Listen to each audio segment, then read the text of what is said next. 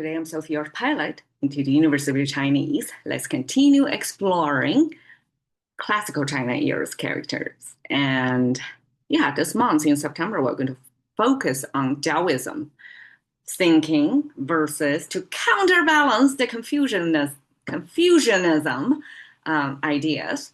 Okay, so lei is a natural phenomenon, thunder. And of course, because Taoism is more about understanding nature, universe, cosmos. So it's more outward looking almost, at the same time, inward looking.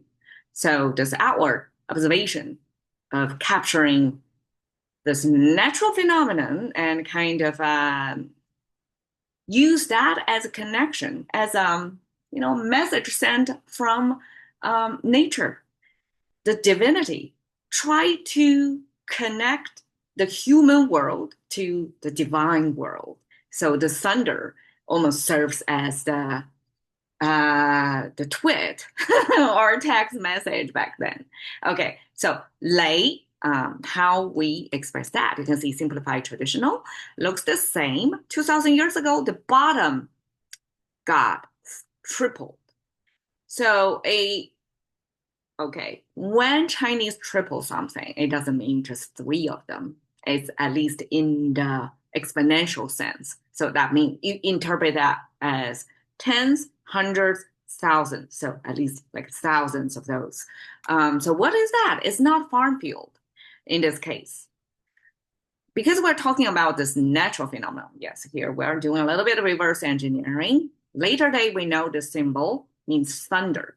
So this, at the beginning of expressing this thunder concept, these almost like sighting for marksmen, right, to target something, almost look like the circle as a target and then this grid line, this cross to give you this sense of aiming for that accurate.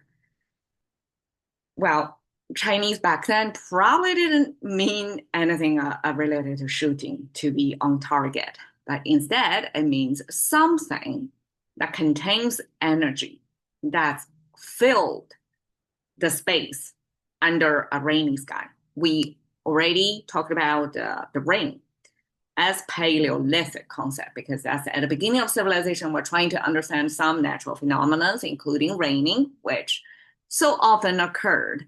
Right, so this heaven, upper bound, and then this big arch connecting from the heaven downward, and this 4 dots. So if 3 of them is 1,000 of them, this is 10,000 of them, at least that means many, many, many. So 10,000 in ancient people's concept of quantitative sense, that's close to infinity. Nowadays, we have the other day I just learned a quadrillion, which has 1,000 times of a trillion. So trillion is 12 zeros. Quadrillion is 15 zeros. So we keep expanding the number of zeros we're dealing with. So ancient times, if it is 4 zeros, that was like a big deal. Okay, so we have a rain, and then bottom 3 are the sound the thunder was making. And this is one of the even earlier variations, because at the beginning of language, there's no one authority or one language creator come up with a concept. Even if we have legend, the legend has it, so-and-so invented. I think it's a 仓颉造字. Okay, that's what we were taught. But nobody met 仓颉, and nobody knows who this person really is, or is that a historical figure, or it's the later days projection or imagination of this one great mastermind of the whole Chinese language. Now, the more I did, the more I realized the beginning of things is almost like today's viral videos. Something happened and everybody pitched in, everybody have their own versions of it until some one particular video outshine the rest of them, and then they become the best version or representation of something. So language started with a variety. It's like a garden variety of some concepts, expressing thunder, this concept, varieties of visual ways. So this is the other variety. And eventually things got normalized, standardized, official, like stamped, and like, okay, the British dictionary, I forgot which version, but there were such authority of the standard spelling of English words, right? And still sometimes English dictionary will say, oh, this is a variation of spelling. Same idea. Chinese at the very beginning, we have so many different varieties. I guess as it depends too. Then eventually one win out, and that's the one survivor, and this becomes this. So the other earlier version, I guess we can get some more clues from when the language creators make that imagery, what's possibly in their mind. Okay, this two twirling thing, two spirals, are the lightning thing. And on up and downs are the sound from that lightning. So you can see like it's a center, that's the source of the sound. And then this there's a sound marker. We use this ball with a cross. Cross simply means a lot of energy, a lot of impact, a lot of sound volume. And if it got on all four sides, that means everywhere from all direction, starting from this one origin of lightning place and then spread out. So I guess early on, people already figure out lightning and thunder, they're together because it's easy to test, right? Every time we see lightning and we count, and then after a while we hear the thunder. So it's easy to deduce that. Ancient people already observed that way. And so from this variation, we can come back to this circle with this cross. That simply means the thunder, multitudes of them. Why multitudes? One, it goes to different directions too. There may be echoes, right? When you hear a rumbling, a thunder comes in, it's sometimes a rolling sound. It doesn't just one sound, but it can be several ones, one after another. It could be echoing. It could be the lightning itself created multiple, like a close together sound waves. So it could be three, right? Just use that to mean multiple. Okay, 天雷, heavenly thunder. I kind of equivalent if I use the squiggly sign to mean it's sort of like, but not exactly. Okay, because Chinese, we don't have the same religion. At least back then. Nowadays, like religion is like a global market. It's kind of like currency. You can buy, stock up if you want to, right? So before globalization, religion, culture, language, everything regionalized. So 天雷 in Chinese back then, even if we would say heavenly, I translate it as heavenly, but okay, Chinese heaven, their imagined heaven is different from the Western, the Christianity heaven.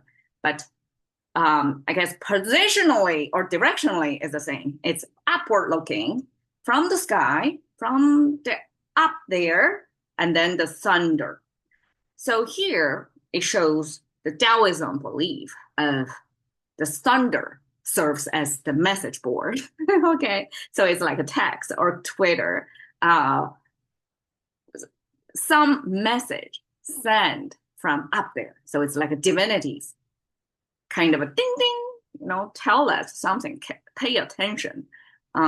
Because of the volume of thunder, the whole world would hear, right? So it's only suitable for divinity's message to everybody underneath that.